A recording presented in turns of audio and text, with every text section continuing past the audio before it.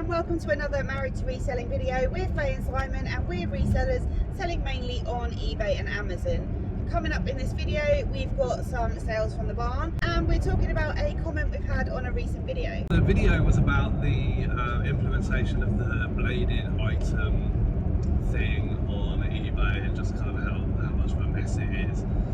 And we had this comment, and all comments are welcome. Don't take them personally, like unless they're really horrible. Then we don't take them personally either. We just laugh. But the comment was shocking. But eBay aren't alone in this. Now you've uncovered it. Did you contact eBay? Also, just an observation. Your videos sometimes come across very anti-eBay. And I just wanted to sort of say, because obviously if one person thinks that, then I'm sure many people think that. I'm definitely not anti-eBay. The thing is... No, I'm not. Are you sure? I think you are. Oh, no, definitely not. I'm not anti-eBay because it means I don't have to have a proper job. I love eBay. So the thing is, obviously we make videos about eBay because it's where we spend a lot of our time. And obviously, you know, this issue does affect other platforms, but the reason we're talking about it is because our experience, which spurred me to make the video, was relating to eBay. And there are other platforms, obviously, that, you know, selling bladed items is an issue in the UK. But the thing about eBay is that eBay seem to be trying to go some way into reassuring their sellers that they care and that they're listening to the problems out there. Whereas, like Amazon, for example, you know, they only care about the customer. They don't care about sellers at all, and they're famous for it. So, because eBay seem to, you know, make noise that they care and that they're listening, you know, and that they have these seller council thing, and we've been asked personally to feedback to that. And my feedback about eBay is always communication. It's always so, you know, communication's so poor. Now, when we talk about issues on eBay, and we've done, you know, the GDPR issue, we've done the fees that eBay just suddenly decided to charge people randomly going back last year, July and August, and various videos that we've made. I feel like when I talk about eBay in a negative light, I am respectful, but I do use words like clueless because, you know, quite often they really don't have they don't seem to have a clue. You know, if I didn't feel like that, if they were better at communicating, then obviously I wouldn't be able to kind of bring up those kind of matters. But yeah, the reason I just wanted to talk about this is because I'm certainly not anti-eBay, but I do, you know, when we started this reselling channel on YouTube, it wasn't, you know, it was always just to show sales and kind of share that that sort of reselling, share our reselling in the hope that it might help somebody. But of course, you know, once your videos start getting more views, you feel like you can talk about more things, and those things obviously were always designed to help people. And in the case of the knife policy, you know, it's a complete mess, and people need to kind of, you know, it's good for people to know that.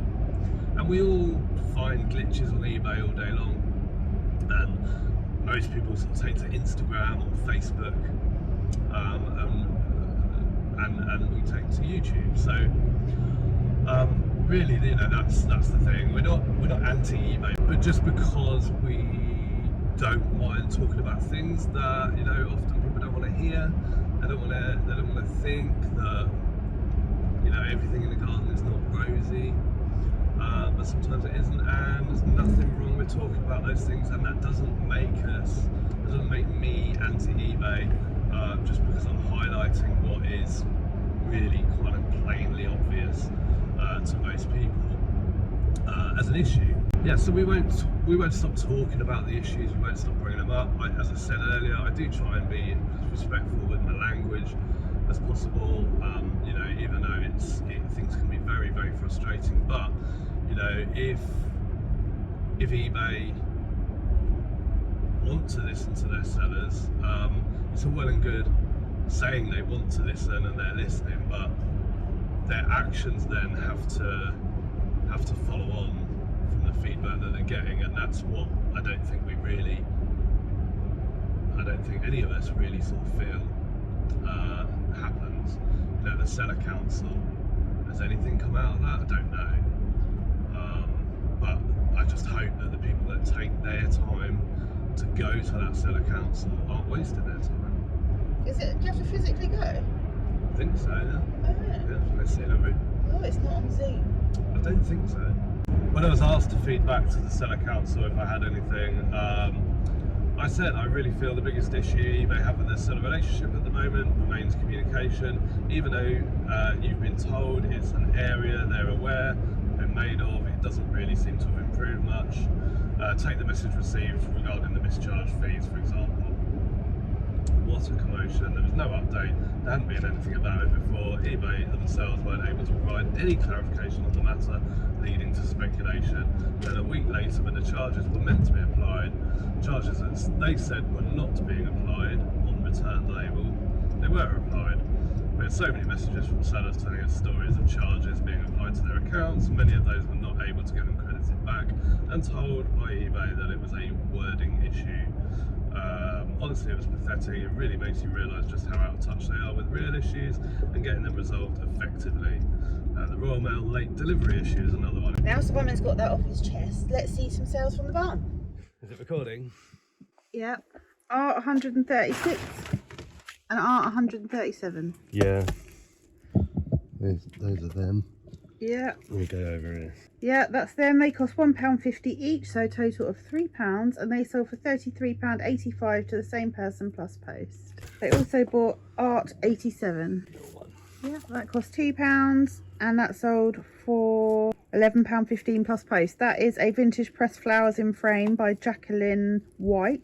Total for those 3 orders was £45 plus post, basically. Cool. Next, crate 16. Yeah. Vintage Home Guards smoked glass Danica donut decanter. One of those. Yeah, that cost 10p and sold for £22 plus post within 2 months. I'm really lacking here. The 2 bigger ones took 2 months to sell, and the smaller one took about 6 months to sell. And then we've got this video camera. It's a JVC GR DX67 mini DV digital video camera camcorder. Yeah, it sold once before, something up with it, came back. I don't mind that at all, so we just resold it as parts or not working. Spares and repairs. Spares and repairs, whatever, for 20, I think I took an offer. £20, yeah, plus post. Yeah. This grey speckled vase sold on Vinteria. It took 4 months to sell, cost 82p, and that sold for £8.99 plus post.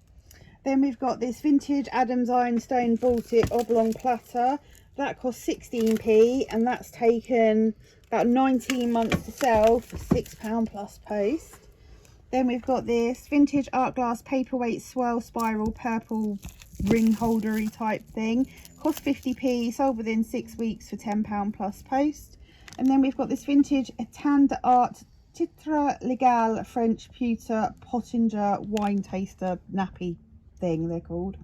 That cost £2.85, took 10 months to sell for £13.59 plus post. Stuff sold whilst picking. So we've got these 7 Mills and Boon, these are medical paperbacks. They cost 3p and sold for £25.99, and they sold in about a week. And these 4 martini glasses, now we've had these since September 23. They've been had sell similar on them and all that sort of stuff done. They cost 28p and they've sold for £17.63. Oh, so just sold this password board game. Picked this up really recently for £3.99. It's used, it's in a poly bag, that's why it's got writing across, like black writing. Yeah, so cost £3.99, sold for £39.99 in less than a week.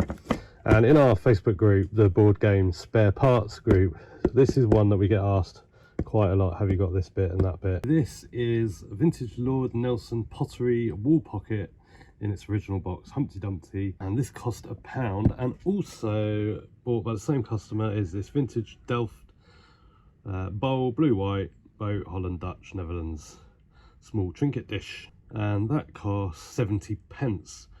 In total, all in, that those two items sold for £29.09, and they've both been available for around about 6 months. And also something I just took an offer on, I took a £5.50 offer plus post, cost 40 pence. This is a vintage Minton Ashworth open sugar bowl from the 90s, and this cost 40p, and yeah, sold for £9.49 all in, and that sold in less than 2 months. Okay, sorry I haven't spoken much in this video, obviously driving, but do you think eBay listen to the sellers? Have you ever sort of had feedback to eBay and hope they've listened and they haven't? Let us know, and we'll see you in the next one. Bye for now. Bye. Baby, you give me